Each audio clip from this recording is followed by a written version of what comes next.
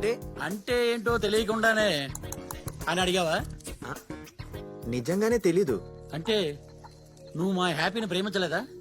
అమ్మా, అభిగాడు అయి ఉంటాడు.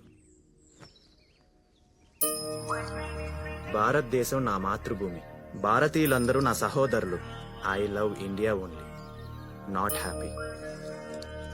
రామ్, ఈ నెల 19వ తారీఖున మీరు సన్యాసం స్వీకరించడానికి సర్వం సంసిద్ధం. ద న్యూస్ మీ.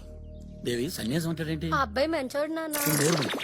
మీ కూతురికి అర్థమైంది, మీకు అర్థం కాలేదండి. అది నా ఆ కూతురు. నాన్న నువ్వు ఉండవే. నిజంగా సన్యాసం తీసుకుంటున్నావా? కమ్యూ